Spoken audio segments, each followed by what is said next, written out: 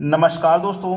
आज मैं आपके लिए गणित के इंपॉर्टेंट क्वेश्चन कराऊंगा जो ग्रुप डी में आपको बहुत अच्छा रिजल्ट देंगे। तो चलिए स्टार्ट करते हैं। पहला सवाल, एक दुकानदार कहता है मैं सभी वस्तुओं को क्रय मूल्य पर बेचता हूं, लेकिन वह 1 किलो के बाट के स्थान पर 800 ग्राम के बाट का उपयोग करता है, तो उसका लाभ प्रतिशत क्या है। अगर कोई भी दुकानदार वस्तुओं को क्रय मूल्य पर बेचेगा तो उसे कोई फायदा नहीं होगा, लेकिन वो तोल के साथ में गड़बड़ कर रहा है। आपको 1 किलो के स्थान पर वो केवल 800 ग्राम दे रहा है। अब 1 किलो देना चाहिए, 1 किलो में कितने ग्राम होते हैं? 1000 ग्राम होते हैं, जो आपको तोलना चाहिए ईमानदारी से, लेकिन वो आपको तोल के कितना दे रहा है? 800 ग्राम तोल के दे रहा है। तो वो यहां पे बेईमानी कितने की कर रहा है? 200 ग्राम की वो यहां पे बेईमानी कर रहा है, जो फायदा कमा रहा है। ठीक है, तो इसमें बस यही काम करना है कि जो बेईमानी की है, जो त्रुटि की है उसने, उसे लिखिए। ठीक है, और जो तोली गई वहां पे उसे बटे में लिखिए। 800 ग्राम तोल रहा है वो। ठीक है, 800 ग्राम तोल रहा है। ठीक है, और क्या करना है? बस 100 से गुना कर देना है। बस ग्राम से तो ग्राम कैंसिल हो जाएगा, 2 जीरो से 2 जीरो कट जाएंगे। ठीक है, अब यहां पे मैं कहूंगा 2 एक कम 2, 2 चौकू 8 और 4 से 100 कट जाएगा 25 बार में। तो उसको जो लाभ हो रहा है ना दुकानदार को, वो 25% का लाभ फिर भी ले रहा है। पहला ऑप्शन क्या हो जाएगा? सही जवाब। वो क्या काम कर रहा है? 1 किलो के स्थान पे आपको 800 ग्राम तोल करके 25% का लाभ आराम से कमा रहा है, और आपको बेवकूफ बना रहा है कि मैं सभी वस्तुओं को क्रय मूल्य पर बेच रहा हूं। समझ में आ गया ना?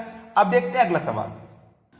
अगला सवाल है, 500 लीटर के दूध के घोल में 40% दूध है, कितना और दूध मिला दिया जाए ताकि इस घोल में दूध की मात्रा 60% बन जाए।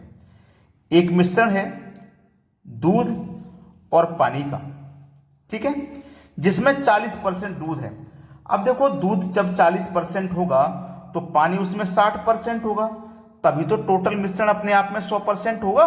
भाई कोई भी मिश्रण है अपने आप में 100% होगा। जब दूध 40 है तो पानी आपका 60% होगा।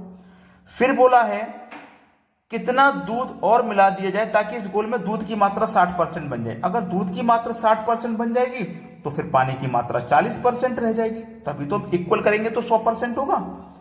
तो इसमें याद रखना कि जो मिलाया जाए या घटाया जाए उसे काम में मत लेना। उसने क्या मिलाने की बात की है? उसने बोला है दूध मिला दिया जाए, तो दूध मिलाए या दूध घटाए उसे काम में नहीं लेंगे, या पानी मिलाए पानी घटाए उसे काम में नहीं लेना। याद रखना, जो मिलाने के लिए या घटाने के लिए बोलेगा उसको आप काम में नहीं लोगे। टोटल हमारे पास कितना मिश्रण है? 500 का। दूध मिलाने की बात कर रहा, दूध वाला काम में मत लो, इसको काम में लो। ऊपर वाली वैल्यू ऊपर लिखो, नीचे वाली वैल्यू नीचे लिखो। 60/40 ऊपर वाली ऊपर, नीचे वाली नीचे लिख ली। अब इसको बस सरल कर लीजिए। देखो 0 से 0 कट जाएगा।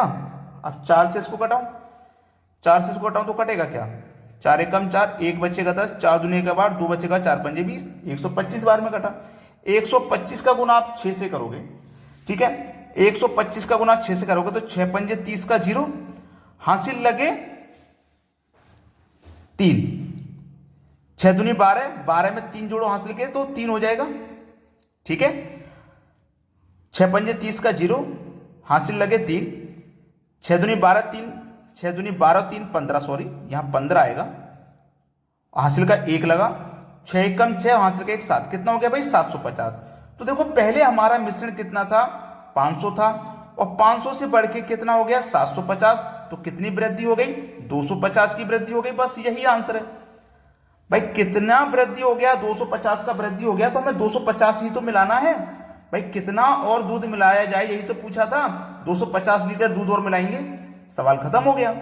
चलिए अब देखते हैं अगला प्रश्न। अगला सवाल है, राम की आयु श्याम की आयु का 3 गुना है।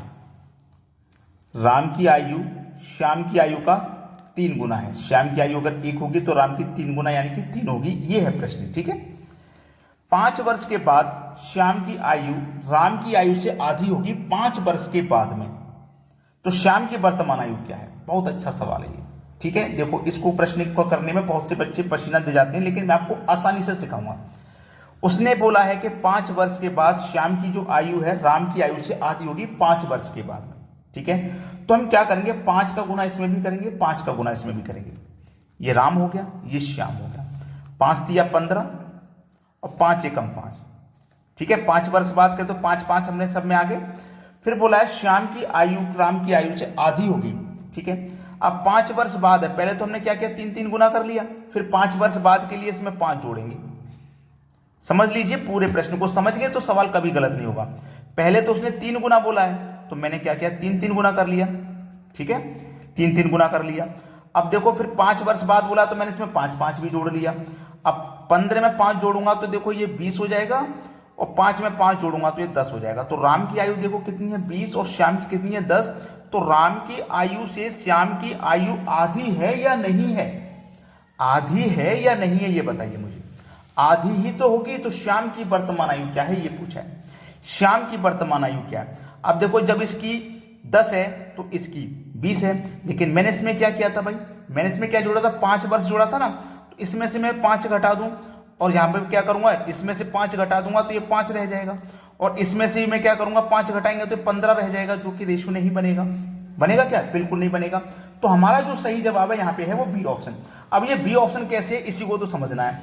देखो 3 गुना है, 3 गुना मैंने ले ली, 5 वर्ष के बाद श्याम की आयु राम की आयु से आधी होगी, 5 वर्ष के बाद में होगी, मुझे ये पता है 5 वर्ष के बाद में। तो मैं पहला ऑप्शन ले लेता हूं 10, 10 का गुना 3 से करूंगा 30, 10 का गुना 1 से करूंगा तो 10 रहेगा। 5 वर्ष के बाद में 5 इसमें भी जोड़ूंगा, 5 इसमें भी जोड़ूंगा, ये 35 हो जाएगा, और ये 15 हो जाएगा, जो कि आधा नहीं है क्या आधा, बिल्कुल आधा नहीं है। तो मेरा पहला ऑप्शन गलत हो गया। जब मैं दूसरे ऑप्शन पे पहुंचा, 5 मैंने लिया, इसमें भी 5 से गुना किया, इसमें भी 5 से किया, 15 5 हो गया, फिर दोनों में 5 जोड़ा तो 20 और 10 हो गया। तो ये इसका आधा हुआ कि नहीं हुआ, आधा ही तो पूछा था, और ये आधा कब हो रहा है, 5 वर्ष जोड़ने पे हो रहा है। तो मेरा बी ऑप्शन बिल्कुल सही जवाब है। इसको आपको फिर गलती से आधा वादा कुछ नहीं करना। समझ में आई ना पूरी बात, हम गो थ्रू ऑप्शन कर रहे हैं इस प्रश्न को। चलिए अब देखते हैं अगला सवाल। अगला सवाल है 300 पृष्ठों की एक किताब के पन्नों पर नंबर लगाने के लिए कितने अंक अपेक्षित हैं। समझ लेना, 300 पृष्ठ हैं टोटल, उस पर कितने नंबर हमें लगाने होंगे। सबसे पहले स्टार्ट होगा 1 नंबर से, और 1 नंबर से जब हम 9 नंबर तक जाएंगे तो ये 9 नंबर हो गए टोटल सिंगल डिजिट के। उसके बाद फिर डबल डिजिट आ जाएगा 10, फिर 10 से लेके 99 तक डबल डिजिट हो जाएंगे। और कहां तक रहेंगे डबल डिजिट, याद रखना, 10 से लेके 99 तक डबल डिजिट, टोटल 90 नंबर होंगे, टोटल 90 हो जाएंगे। अब 90 में का गुना मैं 2 से करूंगा तो टोटल हो गई ये 180। अब ये कैसे हो गए इसे समझ लो। 1 से लेके 9 तक 9 अंक हो गए, 10 से लेके 99 तक टोटल 90 अंक हो गए।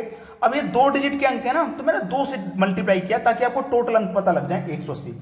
अब देखो इसके बाद में 99 के बाद में आपके 100 डिजिट आ जाएंगे, यानी कि 3 डिजिट। 3 डिजिट से हमें कहां तक जाना, उसने बोला है 300 पृष्ठ तक।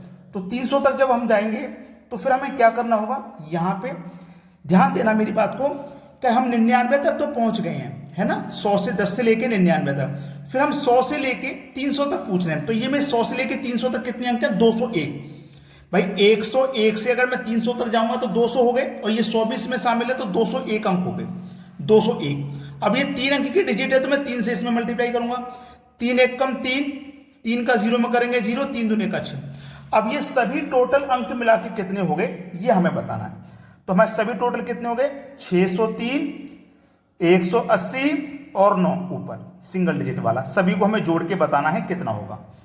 तो 9 और 3 12 का 2 हासिल लगा 1, 8 और हासिल का 1 9, 6 और 1 7, यानी कि 792 अंक।